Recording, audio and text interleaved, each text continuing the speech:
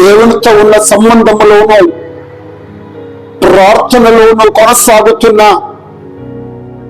ఒక దేవుని బిడ్డను ఓడించడానికే ఈ లోకములో ఏ శక్తికి చేత కాదు. దేవుని బిడ్డలారా, మన జీవితంలో ఒంటరిగా ఎవరు సపోర్ట్ చేయడానికి లేక ఒంటరిగా ఉండి జీవితాన్ని గడుపుతున్న వ్యక్తియే కావచ్చు. జీవితంలో ప్రార్థనలో సపోర్ట్ చేయడానికి ఎవరు లేకపోవచ్చు.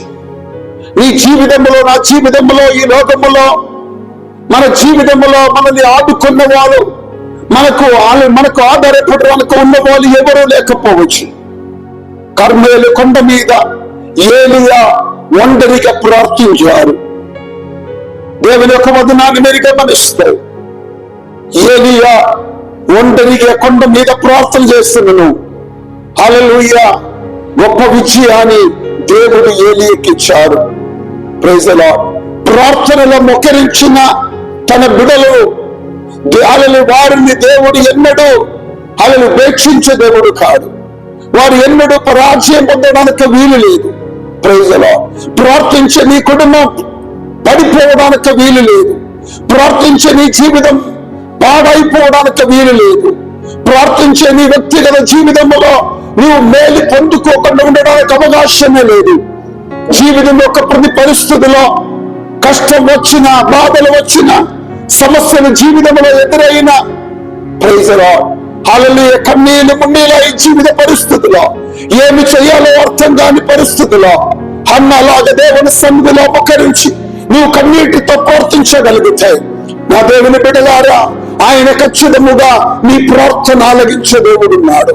నీ జీవితంలో ఖచ్చితముగా ఆయన ప్రార్థన ఆలగిస్తారు. నీ జీవితంలో నీకు గొప్ప విజయాన్ని కలుగజేస్తారు. Praise the lord. నీ ప్రార్థన విషయం ఏదైనా, అది కుటుంబంలో ఉన్న విషయం కావచ్చు, అది నీ వ్యక్తిగత జీవితంలో ఉన్న అలాంటి పరిస్థితులే కావచ్చు. దేవుని సన్నిధిలో మోకరించి ఆయన సన్నిధిలో ప్రార్థించే తన బిడ్డలను ఆయన ఖచ్చితంగా ఆశీర్వదించి గొప్ప విజయంలోనికి నడిపించే దేవుడై ఉన్నాడు. Praise the Lord. హల్లెలూయా. ప్రవాచక శిష్యుడు ప్రవాచకుని వద్దకు వచ్చి అంటున్నారు, ఒక చిన్న మేఘాన్ని నేను చూస్తున్నాను. Praise the lord.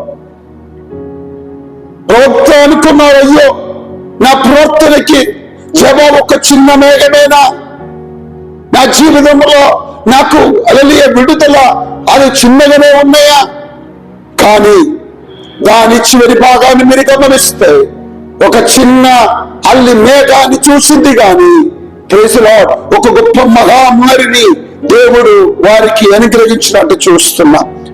ఈ పగటి కాలం నువ్వు చేసే ప్రార్థనకి అదే రోజు జవాబు దొరకకపోవచ్చు, కానీ నీ జీవితంలో దానికి ప్రతిఫలం తప్పదు. దేవుని బిడ్డలారా, జీవితం యొక్క ప్రతి పరిస్థితుల్లో నువ్వు దేవుని సన్నిధిలోనికి వెళ్ళి ఆయన సన్నిధిలో మోకరించి నువ్వు కన్నీరు గార్చి ప్రార్థించే వ్యక్తి అయితే ఖచ్చితముగా ఆయన మనకు గొప్ప విజయాన్ని కలుగజేస్తారు. ఈ లోకములో ప్రజల బిడ్డలారా గమనించండి. యూదులు అనుకున్నారు, అధికారులు అనుకున్నారు యేసు ప్రభువును సమాధిలో కంట్రోల్ చేసుకోవచ్చని, సమాధిలో తన జీవితం ఆగిపోతుందని. కానీ ప్రార్థించే యేసయ్యను సమాధి అల్లి ఆపలేకపోయారు.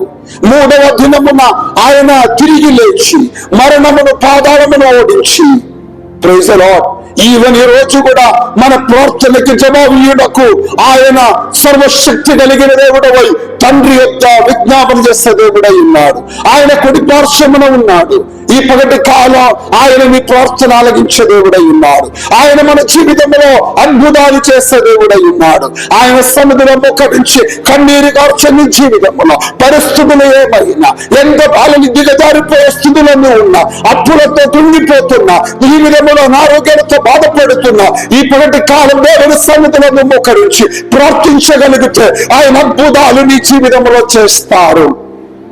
ఖచ్చితముగా ఆయన మన జీవితంలో విజయాన్ని కలుగజేస్తారు. ఈ పగటి కాలం ప్రార్థించే నీ జీవితంలో ఆ దేవుడు గొప్ప విజయాన్ని కలుగచేయునుగా కానీ కోరుకుంటున్నాను. ఖచ్చితముగా ఆయన సన్నిధిలో మోకరించిన నీవు, ఆయన సన్నిధిలో ప్రార్థించిన నీవు ఎన్నడూ తలదించుకోవడానికి వీలు లేవు, సిగ్గుపరచబడడానికి వీలు లేవు. నా వాళ్ళు ఈ మాట వింటున్న దేవుని బిడ్డలారా, ఆయన ఖచ్చితముగా నిన్ను ఆశీర్వదించి నిన్ను నీ కుటుంబాన్ని గొప్పగా చేసి అనేకులకు ఆశీర్వాదకరంగా, అనేకులకు దీవెనకరంగా ఆయన నిన్ను నిలబెట్టే దేవుడై ఉన్నాడు. నమ్మకముతో, విశ్వాసముతో ఆయన సన్నిధిలో నువ్వు మోకరించి ప్రార్థిస్తాయి ఆయన ఖచ్చితముగా మన జీవితంలో అద్భుతాలు చేస్తారు. ప్రార్థించే నీ జీవితంలో ఈ పగటి కాలం అద్భుతాన్ని చూస్తావు. ప్రార్థించే నీ జీవితంలో ఈ పగటి కాలం ఎన్నడూ చూడలేని, కలకనలేని అద్భుతాలను ఆయన నీ జీవితంలో, నీ కుటుంబంలో చేస్తారు. వేరుబడలారా, నమ్మకంతో, విశ్వాసంతో ఆయన సన్నిధిలో మోకరిస్తా, కన్నీటితో ప్రార్థిస్తా. ఖచ్చితముగా ఆయన మన ప్రార్థన ఆలపిస్తారు.